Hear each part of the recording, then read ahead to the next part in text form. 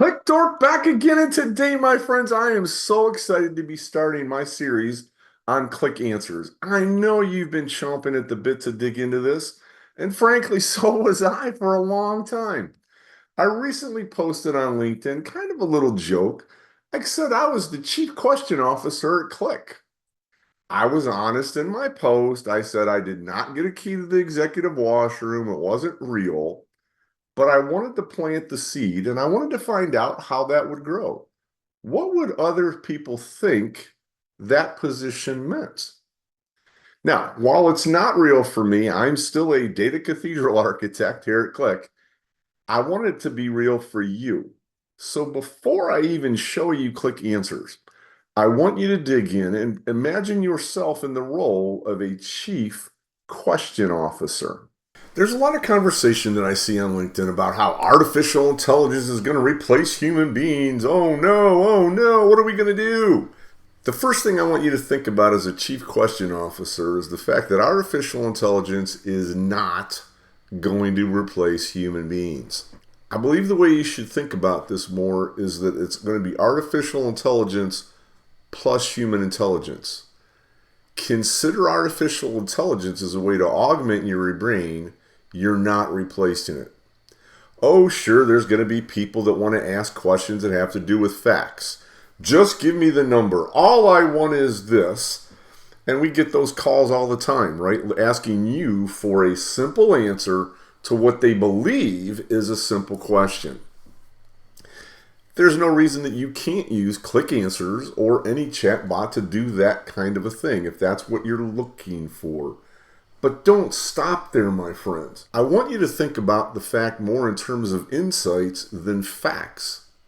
Think about the possible relationship between different facts and how those things might exist, and ask to get insights about those things that your brain may not have already had, but you're going to ask it in a way that it's going to give you information for you to then have to think about, and you augment each other.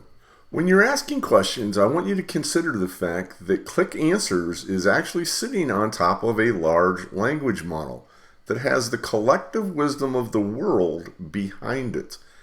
As you ask questions, don't think about just the facts of the material that you use to train Qlik Answers in your knowledge base.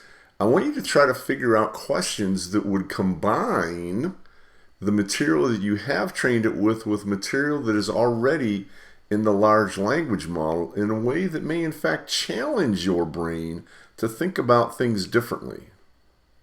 I realize these things may seem rather complicated to you, and I want to go through an example of each of those. First, as background, I want you to understand that I trained Qlik Answers on a book called GPS-Based Goals that talked about how players in softball should identify where it is that they ultimately want to go, what they dream of, and then identify ways to get there, just like you would with a GPS device. In my next video, I'm going to absolutely walk you through exactly how I did that training in Qlik Answers to put that book into a knowledge base that allows me to ask the questions. For now, I'm simply going to show you the results of me asking those questions to try to help you understand each of these points. My example question for facts is simply, who wrote this book, right? Now, that's something that saves my brain time. I don't have to pick this book or this PDF up, and I can ask this question. Whew, I just saved myself like 10 seconds. Oh, that's awesome. Hey, look, I happen to be one of the authors of that book. That's crazy. Let's kick things up a little bit and ask a different question. How does this book relate dreams and goals? Well, man, that will absolutely provide me insights because it's going to tie together multiple concepts between different things that are written in the book. Things I might have not even known to ask for. Now, here's a real doozy of a question. Do you think an 8-year-old would understand the complexities of this book? If I asked an assistant or another human being to sit down and read the book, they might have been able to give me the answer to how are dreams related to goals. If they do not have the cognitive understanding of an 8-year-old, they're not going to be able to answer this question. That's where Qlik Answers really shines. It doesn't just act as a card catalog or a search index into the documents you train within the knowledge bases. It is sitting on top of a large language model that has the collective wisdom of the world behind it. Once you really grasp this concept, my friends, you too will become a chief question officer. You'll be able to guide others in your company to asking these types of questions that have real power behind them. Now, I asked the question in this way. I probably would follow this up like, what would I need to do to simplify this? Because if I wanted to make money selling this book that me and my friend wrote, I would need to know. Maybe I want 8-year-olds to be my audience, and I could ask for some of that wisdom. Notice the tremendous difference between this question and just asking for facts where I asked who the author was. Don't worry, my friends. After you do obtain this position of the Chief Question Officer, if you need even more money in your paycheck, I want to help you become the Chief Conversation Officer. I know that seems kind of weird, right? That's why I made that post on LinkedIn the other day. I wanted to see what people were thinking of that position. Here's an example. How many times in your life have you had conversations with other people and you've ended up having to say, I know what I said, but that's not what I meant? Or how many times have you heard that? And you're like, well, I know what you said, but here's how I interpreted that. Because there's always more than one way to look at things. What I want you to understand is that usually questions are nuanced, right? Those phone calls we get, I just need the answer. Look, I'm just asking a simple question. You know the truth. You know the myriad of data sources behind that you could pull data from. You know that there's a myriad of ways to make a calculation. And there, I just want the fact. Right? Okay, there's a lot more to this. I need to talk to you more about this. Well, guess what? Qlik answers and large language models probably need to do the same thing with you, and you need to understand that. So maybe you need to first understand there's more than one way to interpret your question. So instead of being mad at an answer that you get, you just go ahead and ask a different way and consider this to be a one-on-one conversation. The other thing I want you to understand is that oftentimes we ask questions because we've got some context behind it in our mind. You know that context is king, my friends. That's in our minds, but we don't often put that down. I have conversations with my wife every day where I've got an idea in my head. I start talking and I forget, geez, I did not tell her what was in my head before I had that conversation. You're not just searching for tags when you ask these questions. Right? This isn't just a seek and find genie in a bottle. This is a conversation, and you need to make sure that you express your context. So if you don't like something you get back in return, consider the fact you may need to identify the context first. I want to repeat again that behind Qlik Answers is a large language model that has the wisdom of the world behind it. If you get an answer you don't understand, you may need to have it rephrase things. Ask it to clarify what it just told you.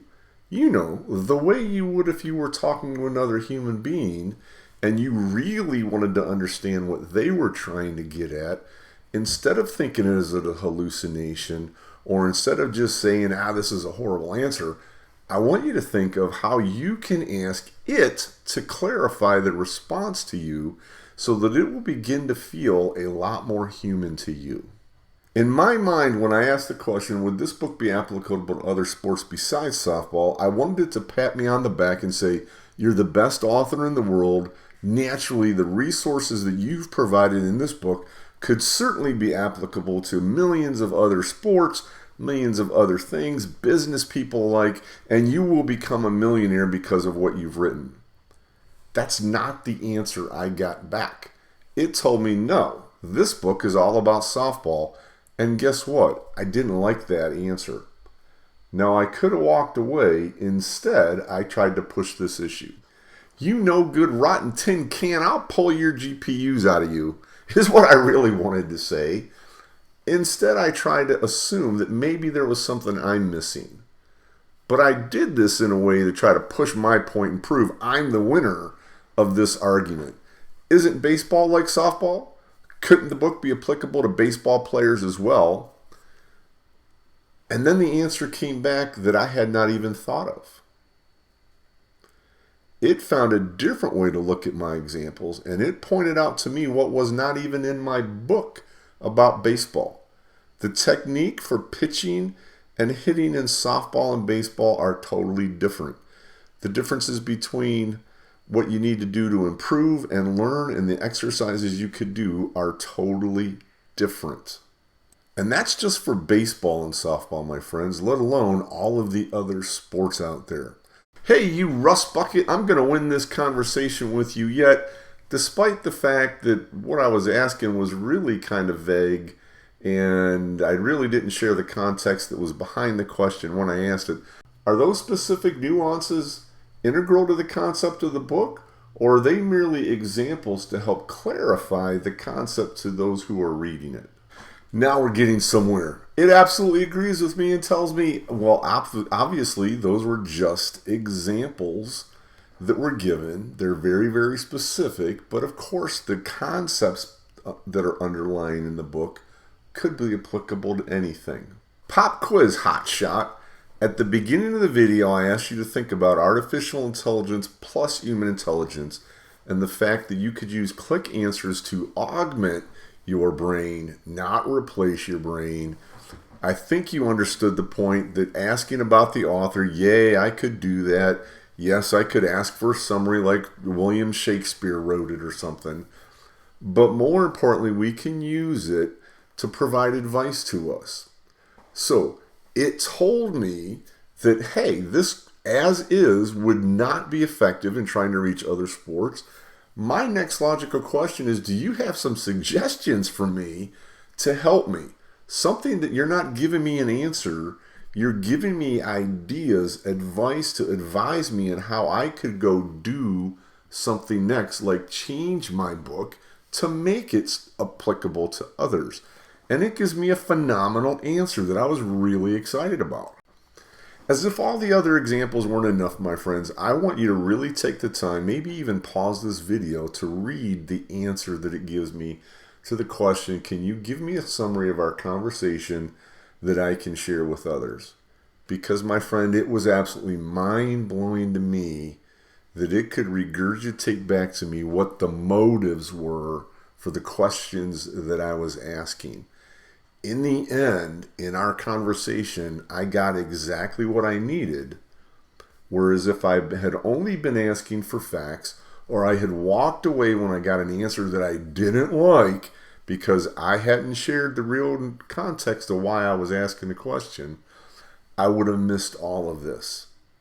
Be sure you press like, be sure you press subscribe, feel free to make comments, share this video with friends, and best of all, make sure to make another batch of popcorn as you watch my next video where I'll actually train answers with this book.